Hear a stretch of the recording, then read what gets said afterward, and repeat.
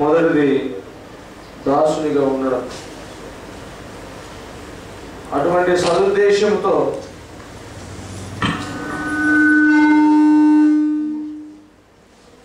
సదుద్దేశంతో ప్రారంభించబడినటువంటి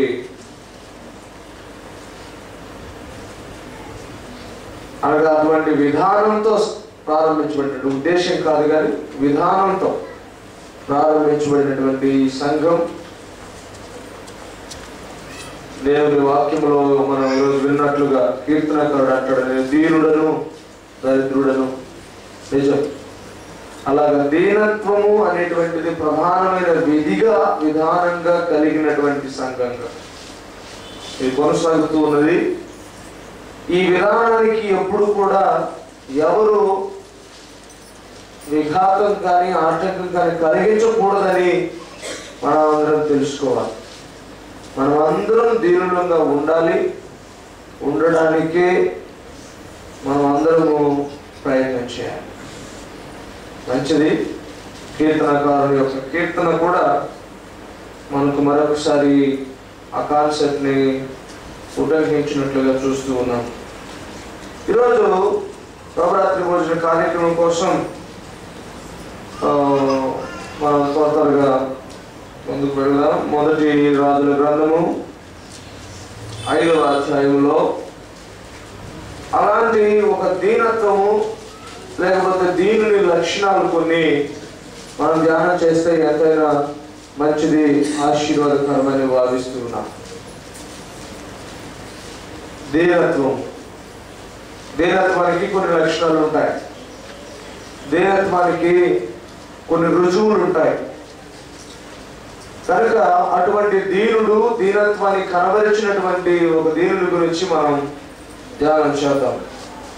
మొదటి రాజుల గ్రంథము 5వ అధ్యాయము 1 నుంచి 12 వచనాల వరకు ఉన్న లేఖన భాగాన్ని మనం ధ్యానం చేస్తే, తరువాత తూరునకు రాజైన హీరాము తన తండ్రికి బదులుగా సొలొమోను పట్టాభిషేకం నొందినని విని తన సేవకులను సొలొమోను వద్దకు పంపెను.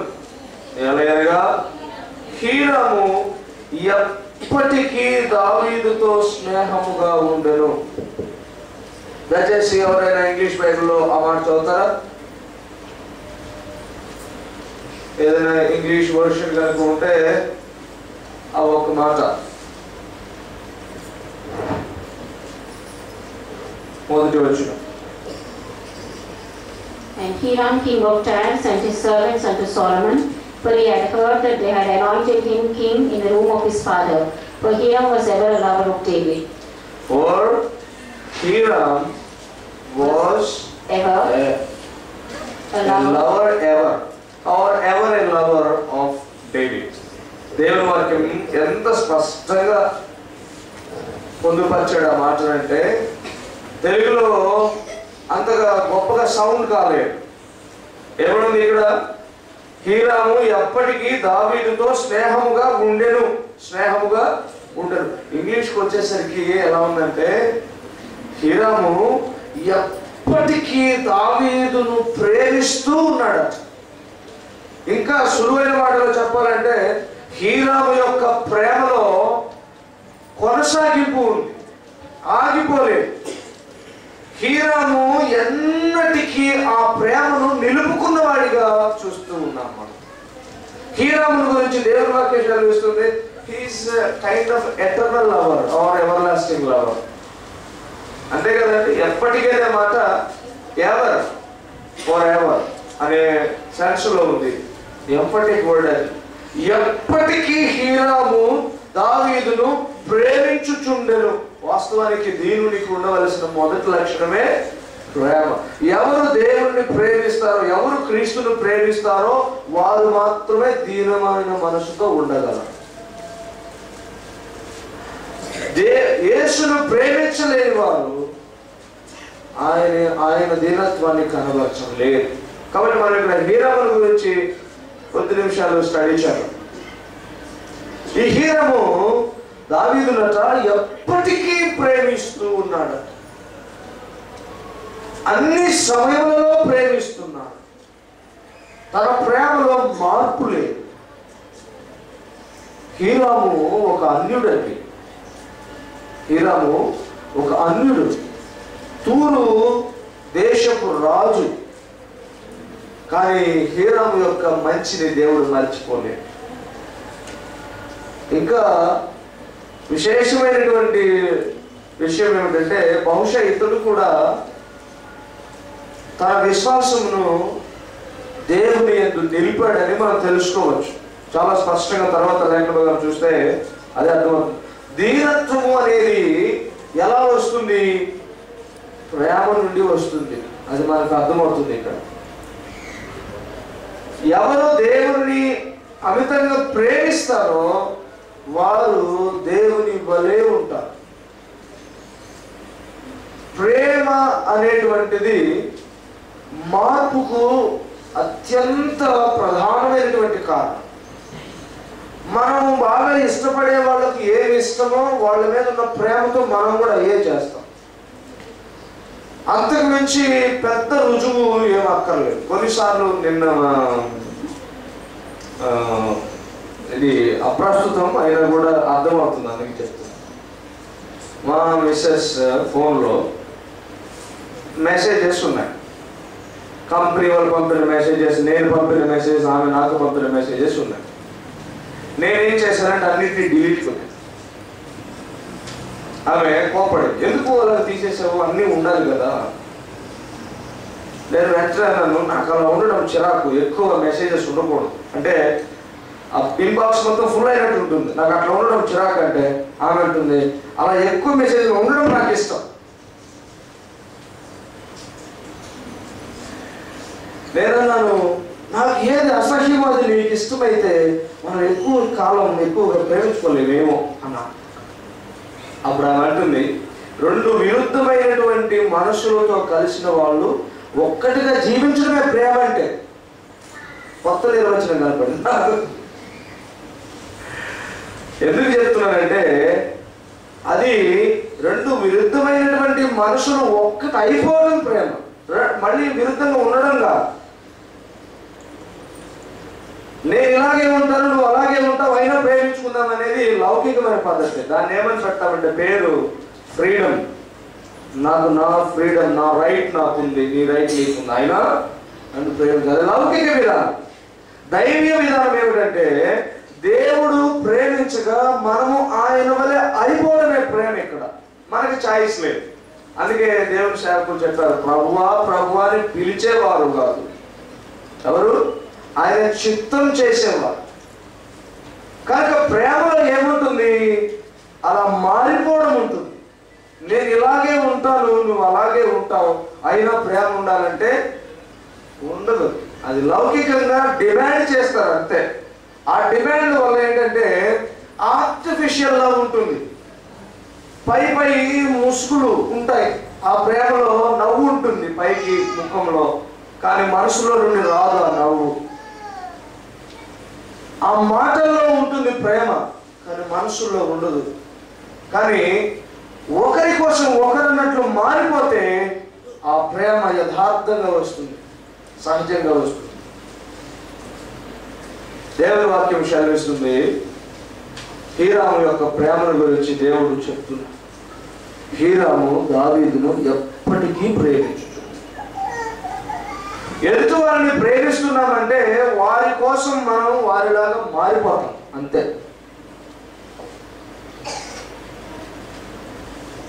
ప్రేమలో ఖచ్చితంగా మార్పు ఉంటుంది. ప్రేమలో ఖచ్చితంగా తగ్గింపు ఉంటుంది. మార్పు అంటేనే తగ్గింపు. వాస్తవానికి ఒకనొక దశకు వచ్చేసరికి మార్పునే మనం తగ్గింపు అంటాం. ఎందుకంటే తగ్గింపు అంటే మారకుండా తగ్గింపు రాదు. మారి అదేమవుతుందంటే తగ్గింపుగా మారుతుంది. మార్పే తగ్గింపుగా మారుతుంది. మనం అది క్రీస్తులో ఆ సీక్వెన్స్ చూస్తాం. మనం ఆయన విశ్వసించిన తర్వాత ఆయనను ప్రేమిస్తాం. ప్రేమ ఆయనలాగా మార్పుకు దారితీస్తుంది. ఆ మార్పు ఆయన వల్లే దీనులుగా మారుస్తుంది. ఈ సీక్వెన్స్ ఎక్కడ బ్యాలెన్స్ వచ్చినా, ఎక్కడ బ్రేక్ అయినా అది దేవుని ప్రేమ అనిపించుకో. ఇంకొక విషయం, మన సంఘంలో చాలా గొప్ప విషయము, సంతోషించదగినటువంటి విషయము, నేను ఎప్పుడు ఆనందించే విషయం ఏమిటంటే, ఈ దీనుడిగా మారేటువంటిది ప్రధాన అంశంగా పెట్టారు. మొదటిగా మనందరూ మారవలసిన విధానం అని అంటే, మనము మిగతా వాటి కోసం వెంపర్లాడడం. నాకు ఇప్పుడు చాలా సమస్యలు ఉన్నాయి, సమస్యల కోసమే సంఘానికి రాను. దీనుడు కావడానికి, దీనురాలు కావడానికి, ఆ విధంగా ఎలా అవ్వాలో నేర్చుకోవడానికి వస్తాను. నాకేదో బాగలేదు, స్వస్థతల కోసమే రాను. నేను దీనురాలు కావాలి కాబట్టి నేర్చుకోవడానికే వస్తాను. కొన్ని సంఘాలు ఇప్పుడు ఎలా ఉంటున్నాయంటే, నువ్వు దీనుడు కావాలి. నో, ఇది అంతా వర్కౌట్ అయ్యేది కాదు. నీకేం బాగలేదా, రండి మా సంఘానికి రండి. నేను ఎవరిని అనట్లేదు, కానీ ఈ పాయింట్తో పోలుస్తున్నాను. దీనత్వం అనేది విధానం కాదు కొన్ని సంఘాలకు. దేవుడు కావలసినటువంటి విషయము ఏం పెద్దగా లేదు, వాక్యం ఉండదు అక్కడ, అంతే. ఏముంటుంది? ఒకసారి దేవుని సేవకులు చెప్తున్నారు, ఒక ఆయన వాక్యం చెప్తున్నారు. ఆ రోజు ఈజిప్ట్లో మోషేకి చెప్పాడు, ఎక్కడ పట్టిన అక్కడ ఏరు మీద కర్రతో కొడితే ఇళ్ళలు ఎక్కడ చూసినా కప్పులు కప్పులు కప్పులు వచ్చేసినాయి కదా. అలాగే ఇప్పుడు దేవుని సేవకులుగా మేము అందరం కలిసి ప్రార్థన చేస్తే ఎక్కడ పడితే అక్కడ కట్టలు కట్టలు కట్టలు వచ్చేస్తాయి. ఏంటది? అక్కడ కప్పలు కప్పలు కప్పలు ఉంటాయి. ఇప్పుడు మనం ప్రార్థిస్తే కట్టలు కట్టలు వస్తాయి, కప్పలు కట్టలు వస్తాయి అంతే అని చెప్తారు. అట్లాంటి సంఘాలకు పోయి ఇక్కడికి వస్తారా? కట్టలు ఉండే చోటికి పోతారు. కట్టలు దొరికితే సంతోషంగా ఉంటారు, అంతేగాని కప్పలు కూడా చోటికి వస్తారు. మన పరిస్థితి ఎలా ఉంటుందంటే, ఇంకా కొంచెం బాధపడాలి, మనం దీవులు కావాలి, ఆయన వల్లే కావాలంటే ఆయన వల్లే చాలు. అక్కడికి పోతే శుభ్రంగా ఏం చేస్తారు, ఆయన కట్టలు ఇచ్చి పంపిస్తాడు. ఏం సాక్ష్యాలు మైండ్ పోతుంది మనకు కొన్నిసార్లు. ఏంటో తెలుసా, ఒక ఆమె సాక్షి అవుతుంది, మాకు చాలా అప్పులు ఉన్నాయి, వాళ్ళని యాడ్ చూశాను, ఆ సంఘానికి వెళ్ళాను, ఏదో సంథింగ్ చేయాలనిపించింది, అప్పులు ఉన్నా సరే నేను ఇంకా అప్పు తీసుకొని ఇంకొక 1 lakh అప్పు తీసుకొని డొనేట్ చేశాను. అంతే, వారం గడిచేసరికి నాకు 150,000 1,50,000 శాలరీతో ఉద్యోగం వచ్చేసి, ఏమైనా ఒక్క నెల శాలరీ తీసుకెళ్ళి అప్పుగా ముందు ఇచ్చాను అడ్వాన్స్. నాకు మంత్లీ 150,000 నాకు ఇప్పుడు శాలరీ. ఇంకెవరు పోరండి ఎక్కడికి, అందరూ పోతారు. 1 లక్ష అప్పు తీసుకోవడం, అక్కడ కట్టడం, నెక్స్ట్ మంత్ నుంచి 1,50,000 శాలరీ. నేను కూడా మొన్న ఆలోచన చేశాను, ప్రభా ఏమన్నా నాకు కూడా అట్లాంటి కన్సెషన్ ఉంటుందా? అప్పు చేశాక ఒక 5 లక్షలు 10 లక్షలు అప్పు చేస్తే నెలకు 5 లక్షలు 10 లక్షలు వచ్చారు. ఇది కాదు, దేవుని వాక్యం సెలవిస్తుంది, నీవు దీనులను కావడం ప్రాముఖ్యం, కట్టలు కాదు. కట్టలు అనేవి ఈ లోక సంబంధమైనటువంటి ఆశ వైపు మరులు కలుపుతాయి. దేవుడు ధనం ఏమని అనట్లేదు, ధనం ఉండకూడదు అనట్లేదు. దేవుడి దాసులు అధికాంశం రాజులే. దావీదు మహారాజు, ఐశ్వర్యం తొలతూగాడు. అబ్రహాం రాజు, ఆయన కూడా మహారాజు వలే ఉన్నాడట. ఇస్సాకు 100 ఫలం పొందాడు. యాకోబు మహాధనవంతుడు, యోబు మహాధనవంతుడు. వాస్తవానికి బైబిల్లో ప్రతి ఒక్కరు ధనవంతులే, దేవుడి దాసులు ప్రతి వాళ్ళు ధనవంతులే. పేదగా ఉన్న చాలా కొద్ది మంది, వాళ్ళు కూడా దేవుళ్ళు ఎంతో సౌభాగ్యం సాధించారు. అది కాదు ఇక్కడ. ధనాన్ని ప్రేమించవద్దు, ధనాన్ని కలిగి ఉండడం తప్పు కాదు, కానీ ధనాన్ని మనం కొన్ని ఎగ్జాంపుల్స్ చూస్తాం. కాల్గేట్ కంపెనీ ఫౌండర్, ఆయన దేవునికి దశమాంశం ఇవ్వడం స్టార్ట్ చేశాడట స్టార్టింగ్లో. తర్వాత పెంచుకుంటూ వచ్చాడు, 20, 30, 40, 50. ఇప్పుడు ఏంటంటే, ప్రభువా 90% నీకు 10% నాకంటే, ఆ 10% లెక్క పెట్టుకోవడానికి ఆయనకు ఆడిటర్స్ సరిపోవట్లేదు. ఉన్నారు ధనవంతులు, ఉన్నారు దేవుని బిడ్డలు, దేవునికి నమ్మకమైన వాళ్ళు ఉన్నారు.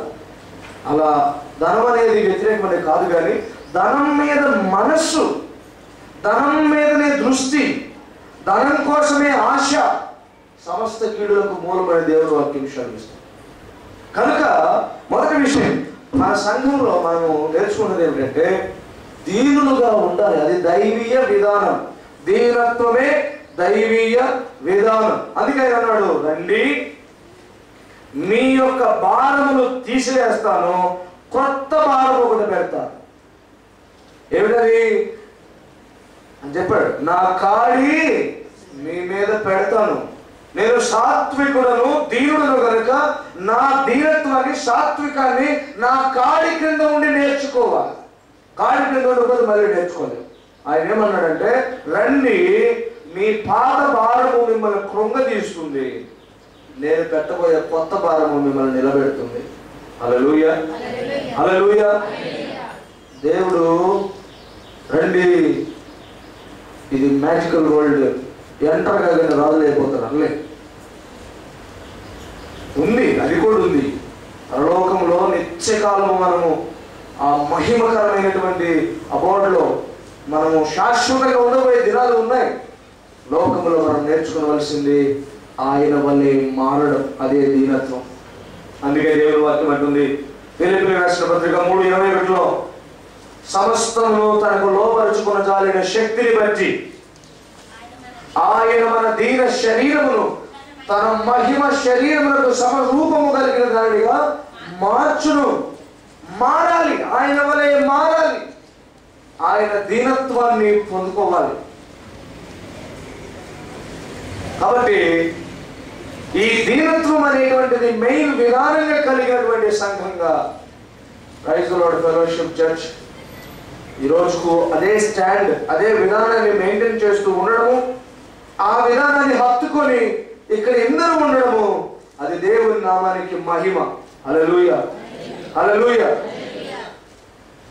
We don't bother whether lakhs will come or not. ఏమంటే 1,00,000 దాటి వస్తున్నారు మా దగ్గరకు, యాడ్స్ వస్తున్నాయి. 1,00,000 మంది వస్తున్నారు ఆరాధించడానికి, రావచ్చుగాక. 50,000-60,000 మంది వస్తున్నారు, రావచ్చుగాక. కానీ దేనికోసం వస్తున్నారు? దేనికోసం వస్తున్నారు? ఇది మనకు కూడా ప్రశ్న. మనము 100 మందో 200 మందో 300 మందో వస్తున్నాం, దేనికి వస్తున్నాం? మన విధానం ఏమిటి? దీనత్వం. అందుకని మొదటిగా మనం తూరు రాజు అయినటువంటి ఈ హీరాము గురించి తెలుసుకుంటున్నాం. ఈయన రాజు, ఒక దేశానికి రాజు, అందున అన్యుడు. హృదయము ఎంత గర్వంతో ఉండాలో, ఎంత కఠినంగా ఉండి ఉండాలో. కానీ ఈ వ్యక్తి మార్పు నొందాడు. దావీదును ఎప్పటికీ ప్రేమిస్తున్నాడట. అది మార్పుకు పునాది. ప్రేమ వలన మార్పు కలుగుతుంది, మార్పులో నుండి ప్రేమ పుడుతుంది. ఈ రెండు పరస్పరం ఉంటాయి. ఇతను మారాడు, తన యొక్క మనసు మార్చుకున్నాడు. బహుశా దావీదును ప్రేమిస్తున్నాడు కనుక మారాడు, మార్పు నొందాడు కనుక ప్రేమిస్తున్నాడు. రెండు కంబైన్డ్గా ఉంటాయి, జాయింట్గా ఉంటాయి. ఏ దీనునైనా దీనత్వం కలిగిన వారిని మనం గమనిస్తే వారిలో రెండు ఉంటాయి. వాళ్ళు మారినా ఉంటారు, తద్వారా ప్రేమిస్తుంటారు. వాళ్ళు ప్రేమిస్తుంటారు, తద్వారా ప్రభువులాగా మారుతుంటారు. లేదు ఇవి లేవు అంటే వాళ్ళు దీనులు కాదు. కాబట్టి మొదటిది, దావీదుతో హీరాము ఎప్పటికీ దాని బదులు ప్రేమ అని పెట్టుకోండి, ప్రేమగా ఉండేది. కనుక మొదటి లక్షణం, హీరాము దీనుడిగా ఉన్నాడు.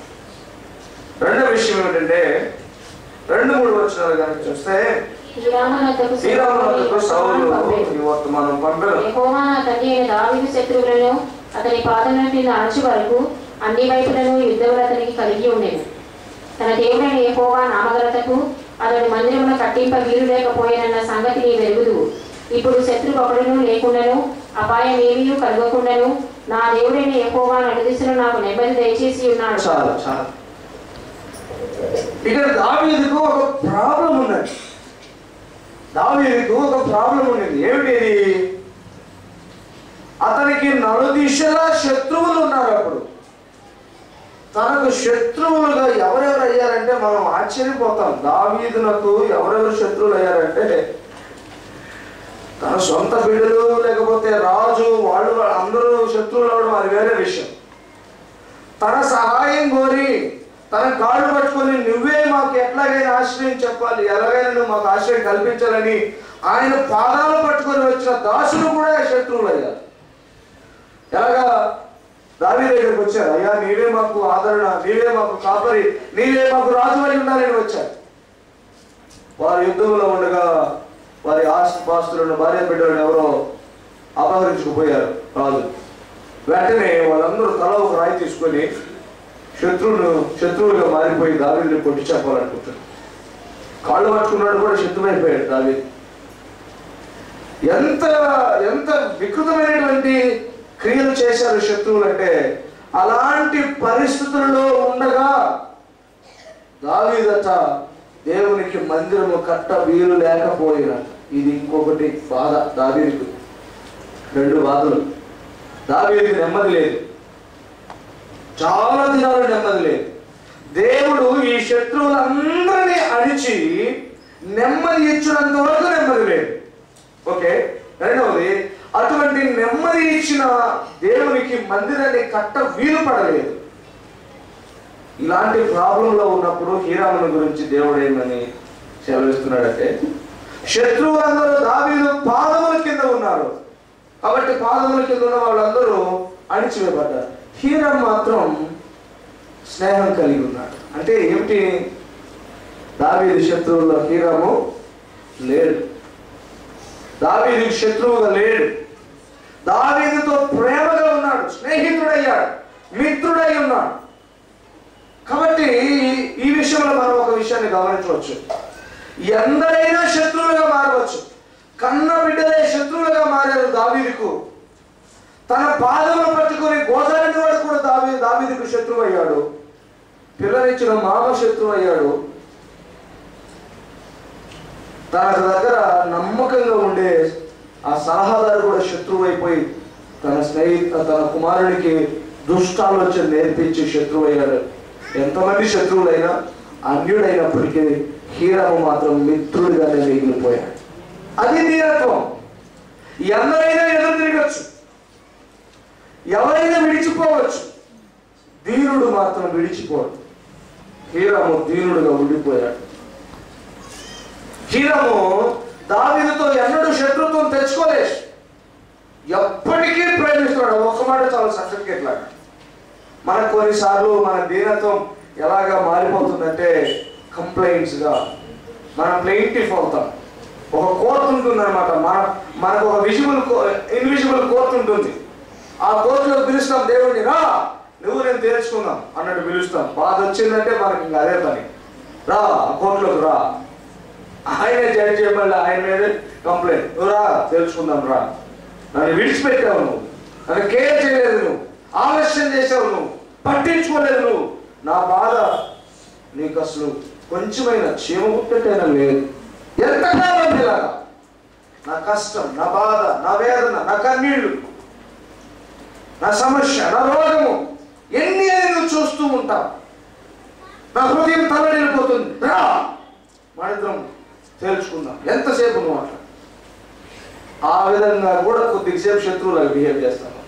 హీరామాత ఎప్పటికీ శత్రువు కాలేదు.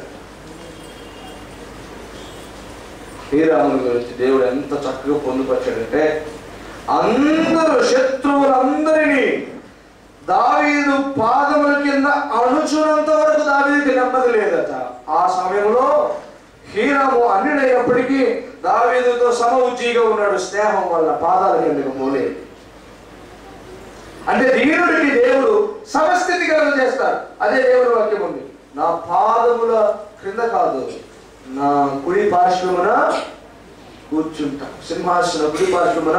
దీనుడు ధరించే పొజిషన్ అది.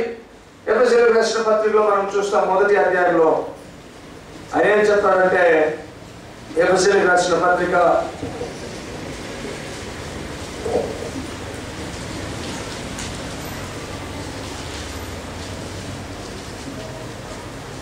1వ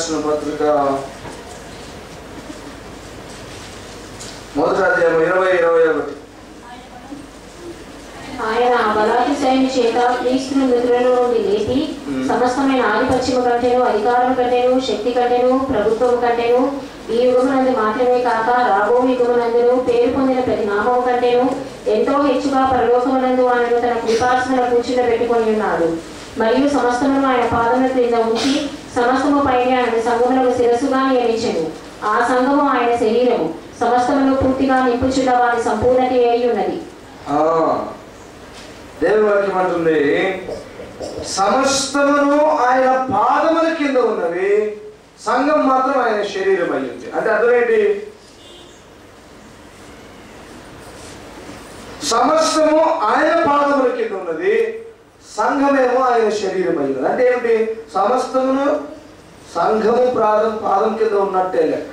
మనం ఆయన కుడి పార్శ్వమున, మనం కూడా ఆయన కుడి పార్శ్వమున కూర్చొని ఉన్నట్లే.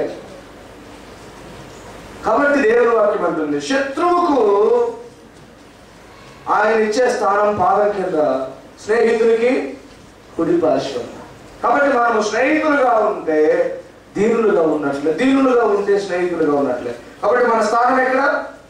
మన స్థానం ఆయన కుడి పార్శ్వం. దేవుని వాక్యం అంటుంది, హీరామచ ఎప్పటికీ స్నేహము కలిగి, ఎప్పటికీ ప్రేమ కలిగి ఉన్నాడు కనుక దీనుడిగా కొనసాగుతూ ఉన్నాడు. దావీదులకు శ్రమ వచ్చినప్పుడు, దావీదుకు హింస కలిగినప్పుడు, దావీదులకు సమాధానం లేనప్పుడు కూడా ఈ నమ్మకమైన స్నేహితుడు సహకరిస్తూనే ఉన్నాడు అన్నట్లు మనకు తెలుస్తుంది. హీరాము ఎంత గొప్ప మనసు కలిగిన వాడు మనకు అర్థమవుతుంది. చాలాసార్లు మనం దావీదుని గురించి మనం ధ్యానం చేసేటప్పుడు మనం అనుకుంటాం, దావీదు దేవుని జనాంగం నుంచి వచ్చాడు కాబట్టి. దావీదునకు సమానమైనటువంటి మనసు స్థితి కలిగినటువంటి వ్యక్తిగా మనం ఇక్కడ హీరామను చూస్తున్నాం. ఎందుకంటే దావీదును ఎప్పటికీ ప్రేమించేవాడు, దావీదు మనసు కూడా కలిగిన వాడు అయి ఉంటాడు. అంతే కదండి? దావీదును ఎప్పటికీ ప్రేమించేవాడు, దావీదు మనసును ప్రేమించేవాడు, దావీదుకు సమమైనటువంటి మనసు కలిగిన వాడు అని చెప్పవచ్చు. అన్యులలో కూడా ఇంత మంచి లక్షణము, అన్యుల నుండి వచ్చినటువంటి ఈ వ్యక్తికి ఇంత మంచి లక్షణము ఎలా వచ్చుంటుంది అంటారు? నిజంగా దేవునికి లోపడకపోతే ఇలాంటి మనసు వస్తుందా? రాదు. అది దీనత్వం. తర్వాత చూస్తే సొలొమోను అంటున్నాడు 5వ వచనం, కాబట్టి నీ సింహాసనం మీద నేను నీకు బదులుగా కూర్చుండబెట్టు నీ కుమారుడు నా నామఘనతకు ఒక మందిరమును కట్టించునని యెహోవా నా తండ్రి అయిన దావీదునకు సెలవిచ్చినట్లు నా దేవుడైన యెహోవా నామఘనతకు ఒక మందిరమును కట్టించుటకు నేను ఉద్దేశము గలవాడనై ఉన్నాను. లెబానోనులో దేవదారు రాములను నరికించుటకై నాకు సెలవిమ్ము. నా సేవకులను నీ సేవకులను కలిసి పనిచేయుదురు. రాములను నరుకుటయందు సీదోనీలకు సాటి అయిన వారు మాలో ఎవరినూ లేరని నీకు తెలియదు కనుక నీ ఏర్పాటు చొప్పున నేను నీ సేవకుల జీతము నీకు ఇచ్చేదను అనేను. హీరాము సొలొమోను చెప్పిన మాటలు విని బహుగా సంతోషపడి ఈ గొప్ప జనమును ఏలుటకు జ్ఞానము గల కుమారుని దావీదునకు దయచేసిన యెహోవాకు ఈ దినమున స్తోత్రము కలుగును కాక అని చెప్పి సొలొమోనునకు ఈ వర్తమానం పంపాను. చాలు చాలు. ఇప్పుడు మనం గమనించాలి, హీరాములో ఉన్నటువంటి మరొక దీన లక్షణం ఏంటో చూద్దాం. ఇప్పుడు సొలొమోను ఏమన్నాడంటే, నా తండ్రి అయినటువంటి దావీదునకు నలుపక్షముల 4 దిక్కుల శత్రువులు ఉన్నప్పుడు అతడు మందిరం కట్ట వీలు లేకపోయాడు. కానీ ఇప్పుడైతే దేవుడు 4 దిశలు మాకు సమాధానము కలుగు చేశాడు. నేను మందిరం కట్టాలని ఉద్దేశించాను. అయితే ఈ ఉద్దేశం నెరవేర్చుటకు కావలసినటువంటి వనరులు నీ రాజ్య పరిధిలో ఉన్నాయి. నాకు ఉద్దేశం ఉన్నది, ఈ ఉద్దేశములకు కావలసినటువంటి వనరులు మాత్రం నీ రాజ్య పరిధిలో ఉన్నాయి. అవి నరికించడానికి నాకు సెలవిప్పించు. నీ సేవకులు, నీ దగ్గర ఉన్నటువంటి వాళ్ళు ఈ మాడు నరకడంలో మేటి అయిన వారు, వారికి కావలసిన భక్ష్యం నేను ఇస్తాను. నీ ద్వారా వాళ్ళకు అవి అందేటట్లు చూడు, సహాయం చేయి అని అంటే, దీనుడైనటువంటి హీరాము ఇస్తున్నటువంటి రెస్పాన్స్ చూడండి. రియాక్షన్ కాదు, రెస్పాన్స్. హీరాము సొలొమోను చెప్పిన మాటలు విని బహుగా సంతోషపడి, ఏమండి మీ రాజ్యంలో మందిరం కట్టుకుంటే నా రాజ్యంలో ఉన్న దేవధర్మాలు కావాలా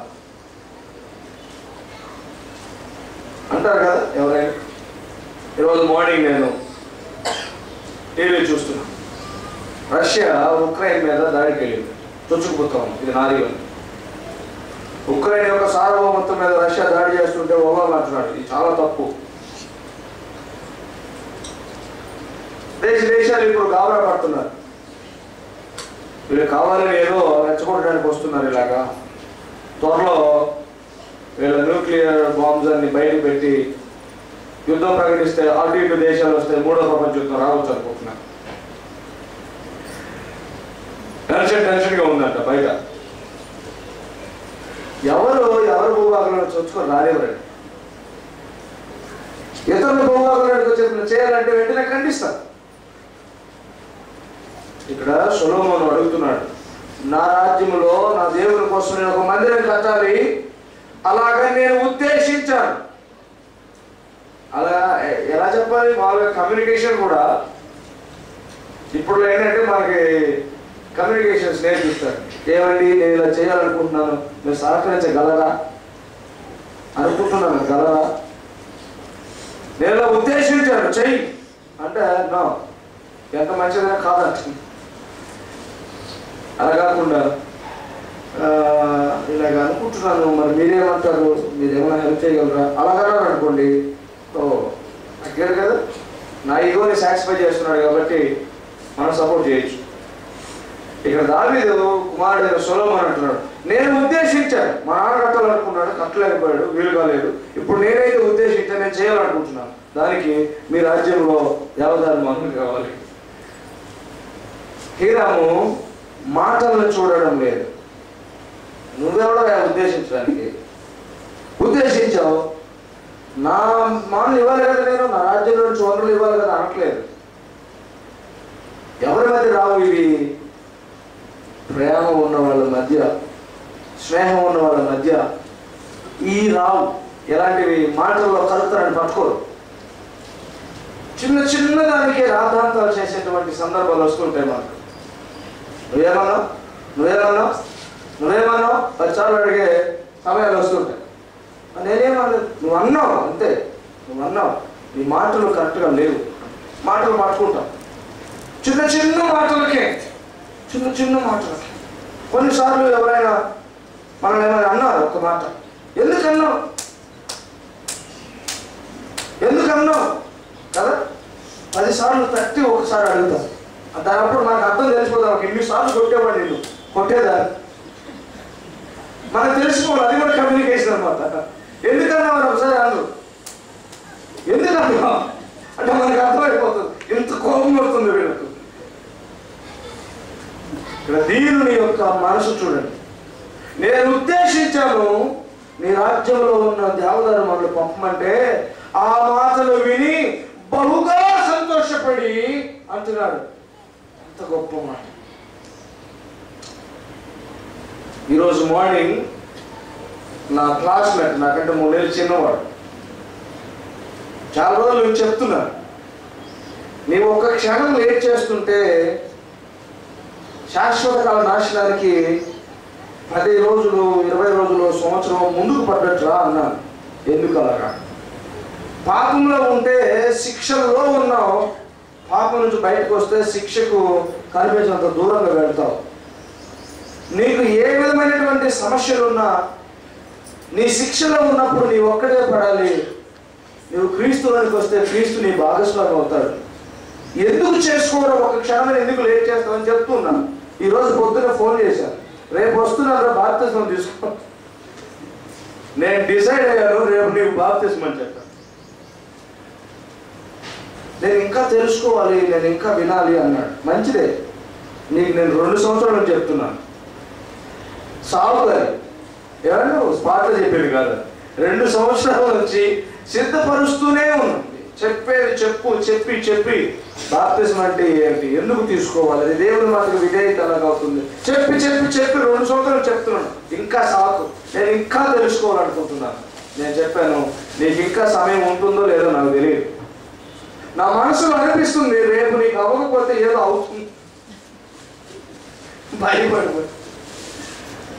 చెప్పాను, భయపడడం కాదు, ఎందుకు నాకు అలా అనిపిస్తుంది స్ట్రాంగ్గా. 27 ఫస్ట్ డేట్ దాటిపోయింది, లేకపోతే 3 దాటిపోనివ్వకు. తర్వాత ఏమవుతుంది? వెంటనే నన్ను ఒక మాట అడగాలి, అదేంటి నువ్వు డిసైడ్ చేయటం నా రాత్రి మనాలి కదా? కాదు సృజన్, కాదు, సాగదీస్తున్నాను. చెప్పాను మంచిదే నువ్వు సాగదీయడం వల్ల, ఎప్పుడు నీకు నీ వీలు చూసుకునేప్పుడు. కానీ నీకు ఇప్పటికే విశ్వాసం కలిగి, నీవు ఇప్పటికే క్రీస్తును నిజమైన ప్రభువుగా విశ్వసించి అంగీకరించి ఇంకా ఆయన మాటకు లోబడకపోతే దాన్ని ఏమనాలి? క్రీస్తును ప్రభు అని స్వీకరించిన తర్వాత, క్రీస్తుని రక్షకుని ఎరిగిన తర్వాత ఆయన రక్షణలోనికి నువ్వు ప్రవేశించడానికి ఏమి నీకు అడ్డము?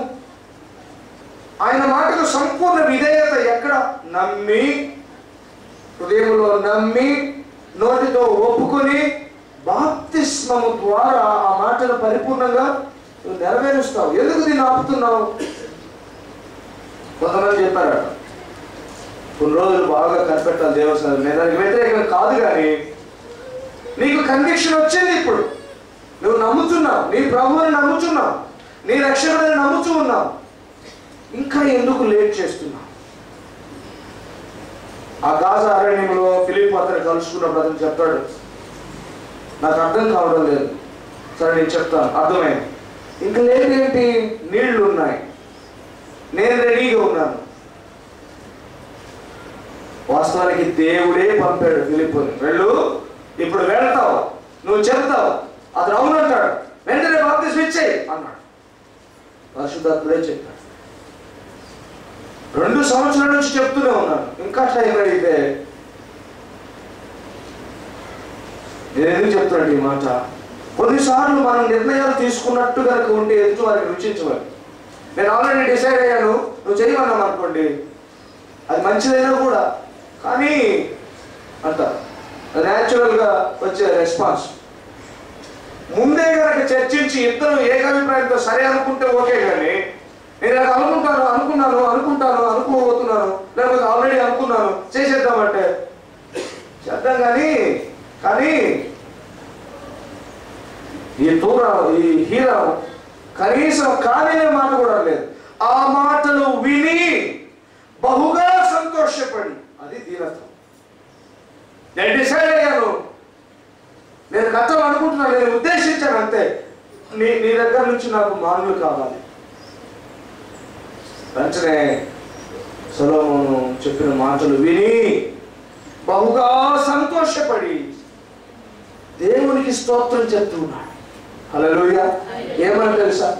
ఈ ఇశ్రాయేలు జనులను పరిపాలించడానికి దావీదునకు, అనగా నా స్నేహితునికి, నీ వంటి జ్ఞానం కలిగిన కుమారుణ్ణి ఇచ్చినందుకు నేను దేవునికి స్తోత్రం చెల్లిస్తున్నాను.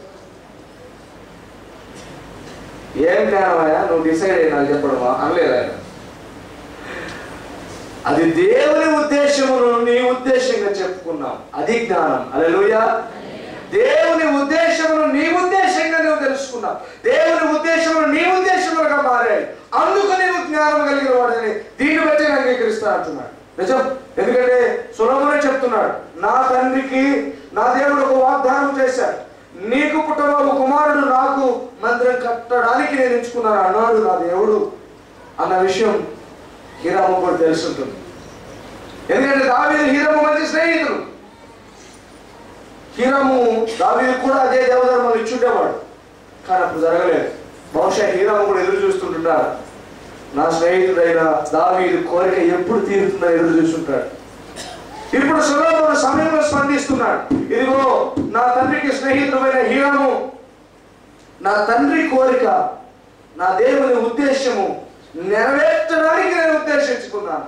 అది హీరాముకు బాగా నచ్చింది. నా స్నేహితుడైనటువంటి దావీదు ఉద్దేశమును, అతని దేవుడైన దేవుని ఉద్దేశమును నీ ఉద్దేశముగా మార్చుకున్నటువంటి సొలొమోను నిజంగా నువ్వు జ్ఞానం కలిగిన వాడు. హల్లెలూయా. అది దీనులకు గ్రహింపు ఉంటుంది. దీనుడు అంటే ఎవరు? గ్రహించే వాళ్ళే దీనుడు. దీనుడు అంటే అంగీకరించే వాళ్ళే దీనుడు. చూస్తున్నాం మనం, దీనుడు అంటే ఎవరు? ఎప్పటికీ ప్రేమించేవాడు, దీనుడు అంటే ఎప్పటికీ స్నేహంగా ఉండేవాడు. దీనుడు అంటే దేవుడు అంటే ఏ పరిస్థితినైనా ముఖ్యంగా గ్రహింపుతో అర్థం చేసుకుని సరిగా స్పందించేటువంటి వాడు, దేవుని ఉద్దేశాన్ని సంతోషంగా ఎరిగేటువంటి వాడు దీనుడుగా ఉంటాడు. అటువంటి దేవుడు ఏం చెప్తున్నాడంటే ఇంకా గొప్ప విషయం, గ్రహించడం మాత్రమే కాదు, సంతోషించడం మాత్రమే కాదు. సొలొమోనుకి వర్తమానం పంపెను. నీవు నా యొద్దకు పంపిన వర్తమానం నేను అంగీకరించి తిని దేవదానం రాములను గూర్చియు సరళపు ప్రాణులను గూర్చియు నీ కోరిక అంతటి ప్రకారం నేను చేయించెదను. నా సేవకులు వాటిని లెబానోను నుండి సముద్రం వద్దకు తెచ్చెదరు. అప్పుడు వాటిని తెప్పలుగా కట్టించి నీవు నాకు నిర్ణయించు స్థలములకు సముద్రం మీద చేరినట్లు చేసి అక్కడ అవి నీకు అప్పగింపబడు బందోబస్తు నేను చేయుదును. నీవు వాటిని తీసుకొందువు. వీటిని గూర్చి నీవు నా కోరిక చొప్పున జరిగించి నా ఇంటి వారి సంరక్షణ కొరకు ఆహారం ఇచ్చెదవు.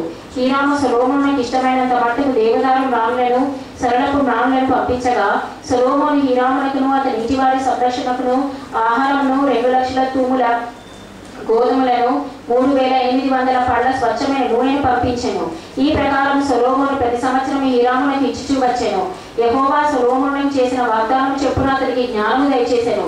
మరియు హీరామును సొలొమోనును సంధి చేయగా వారిద్దరికీ సమాధానం కలిగి ఉండేను. దేవునికి స్తోత్రం. ఇప్పుడు మనం దీనత్వాన్ని గురించి మాట్లాడుతున్నాం. దీనత్వం అంటే పార్ట్నర్షిప్, దేవునితో పార్ట్నర్షిప్. ఇక్కడ సొలొమోను హీరాముకు మధ్య జరుగుతున్న ఈ సంధి మనకు దేవునికి మధ్య ఉండవలసిన సంధిగా ఉన్నది. హీరాము ఒక చక్కని సంధి చేసుకుంటున్నాడు.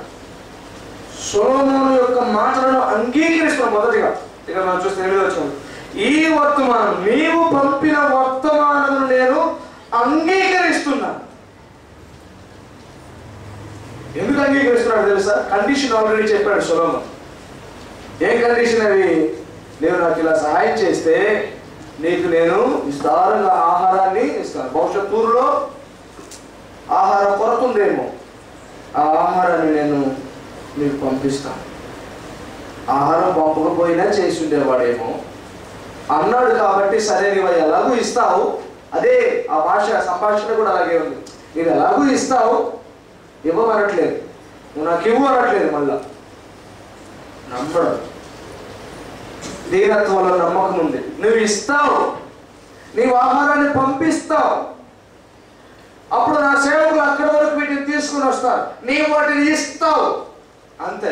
దీనత్వంలో డౌట్ ఉండదు. డౌట్ ఉండేవాడు దీనుడు కాదు. డౌట్ ఉండడంతో ఎదురు తిరిగేవాడు అవుతాడు. నమ్మేవాడేమో లోపలి నమ్ముతాడు, గర్వించేవాడు ఎదురు తిరిగి డౌట్ చేస్తాడు.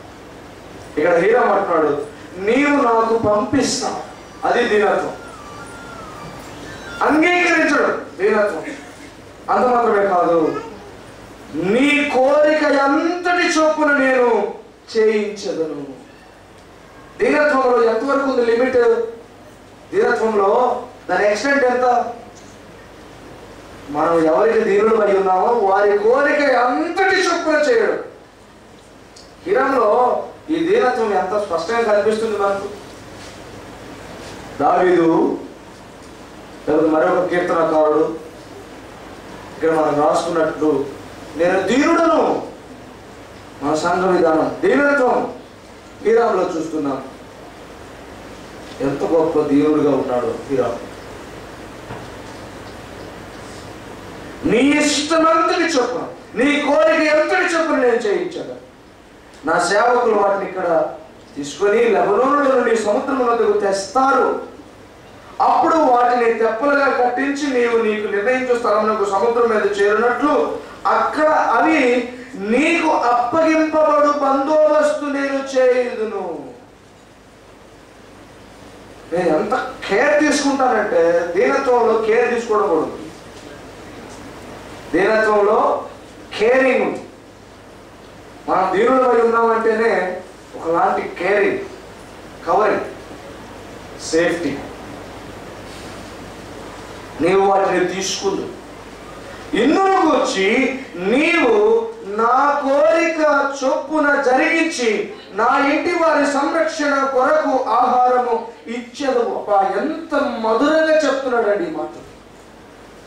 ఇది వాస్తవానికి బయట మనం చాలాసార్లు చూస్తుంటాం. కమ్యూనికేషన్ స్కిల్స్ కోసం పెద్ద పెద్ద ఇన్స్టిట్యూట్స్ ఉన్నాయి. ఫీజు తీసుకొని ఏదో చెప్తారు, ఒకటే క్యాసెట్ వేస్తారు, తలా ఒక క్యాసెట్ ఇచ్చి ఒక బుక్ ఇస్తారు, అంతే. మన ఊరిగా క్యాసెట్ వింటే మన కమ్యూనికేషన్ స్కిల్స్ వచ్చేస్తాయి. అవి వస్తాయో లేదో తెలియదు. దేవుని వాక్యం సెలవిస్తుంది, హీరాము ఎంత చక్కగా మాట్లాడుతున్నాడు. నేను ఇలా చేస్తాను, నీ కోరిక అంతా నెరవేరుస్తాను. నీవు అప్పుడు ఏం చేస్తావు అంటే, నీవు చెప్పినట్లు నా ఇంటి వారి రక్షణ కోసం నీవు నాకు ఆహారం ఇస్తావు, ఇచ్చేదవు. ఒక బ్యూటిఫుల్ వే ఆఫ్ సెయింగ్. ఎవరైనా ఇలా మాట్లాడితే నాకు స్నేహంగా ఏముంటుందండి? అదే మాటలే మధ్యలో గోడలు కడతాయి, ఆ మాటలే వంతెనలు కడతాయి. మాటలు గోడలు కడితే కమ్యూనికేషన్స్ ఆగిపోతాయి, ఇంకా మధ్యలో గోడలు వచ్చేస్తాయి. అదే మాటలతో వంతెనలు కూడా కట్టచ్చు. హీరాము వంతెనలు వేస్తున్నాడు. రాజ్యానికి మధ్య వంతెనలు అయిపోతున్నాయి మాటలు. దేవుని మాటలు ఎప్పుడు సాఫ్ట్గా ఉంటాయి. అది కూడా తెలుసుకోవచ్చు అండి, మనం ఇమ్మీడియట్గా తెలుసుకోవచ్చు. ఆ దేవుని భాష ఎంత దీనత్వంతో ఉంటుందో హీరాము భాష చూస్తే మనకు అర్థమవుతుంది. అయ్యా, నేను నీకు పంపిస్తాను, నీ కోరిక చొప్పున చేస్తాను, నీవన్నది నేను అంగీకరించాను, నేను నీకు అప్పగించేంత వరకు నేను వాటికి సెక్యూరిటీ కూడా ఇస్తాను, నీ చేతులకు అవి అప్పగించేంత వరకు నేను కేర్ తీసుకుంటాను, అప్పుడు నీ మాటను బట్టి నేను నాకు ఆహారం ఇచ్చేదు. సొలొమోను హీరామునకు 10వ వచనం చూస్తే, హీరాము సొలొమోనుకు ఇష్టమైనంత మట్టుకు దేవదారు ప్రాణులను సరళపు ప్రాణులను పంపించగా, చెప్పడమే కాదు దీనత్వము, మాట్లాడటమే కాదు దీనత్వం అంటే, చూపించడం కూడా. తను చెప్పినదంతా కూడా హీరాము చేశాడు.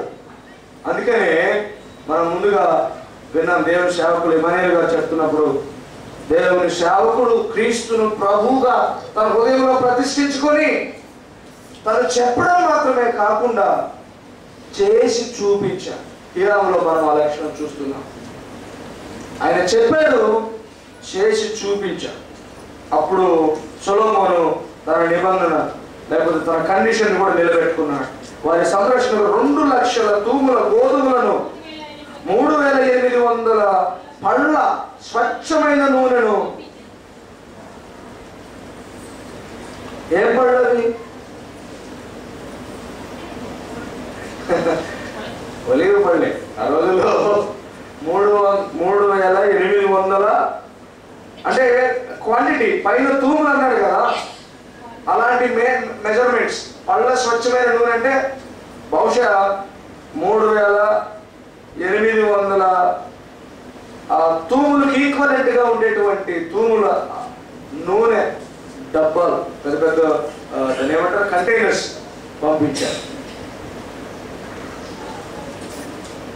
ఆహారం ఇచ్చాడు. ఆ ఆహారం వలన లేకపోతే ఆహార పొదువు వలన వచ్చే వారి ప్రతి సమస్యను తొలగించడానికి సమృద్ధి అయిన నూనెను కూడా పంపించాడు. దేవుడు ఏ దీనుని అన్యాయంగా వదిలిపెట్టాడు. ఏ దీనత్వానికి ప్రతిఫలం ఇవ్వకుండా ఉండడు. సమృద్ధిగా గోధుమను నూనెను ఇస్తాడు.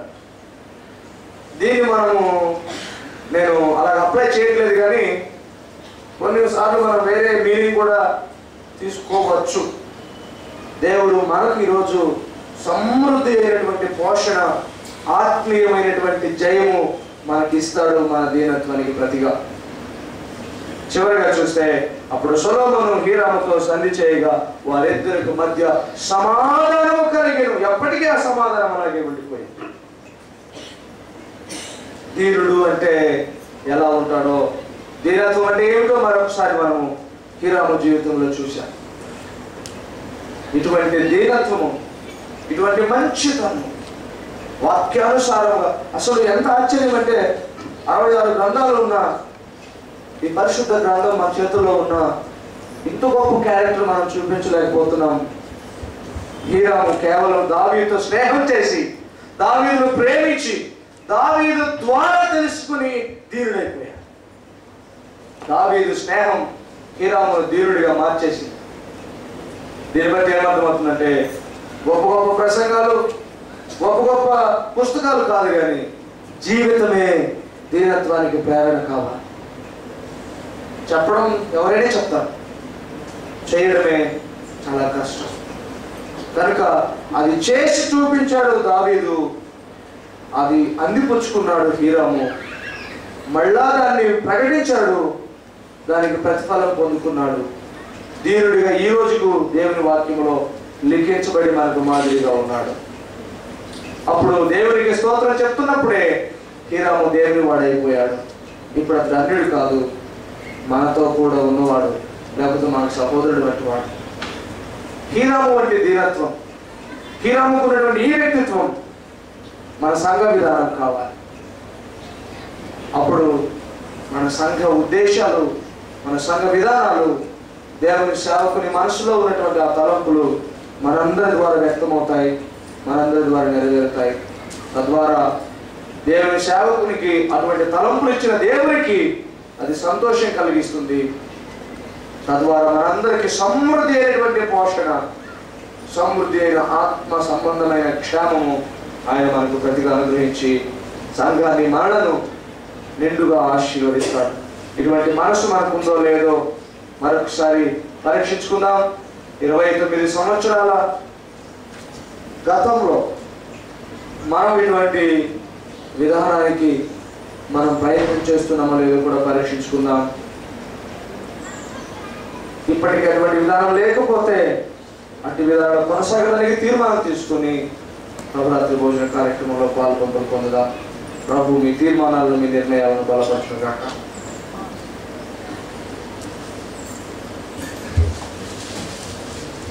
మనందరము మోకరించి నవరాత్రి భోజనం సిద్ధపడదామండి. హీరాము సన్మానించుకుని దేవుడు తీసుకొచ్చినాడు.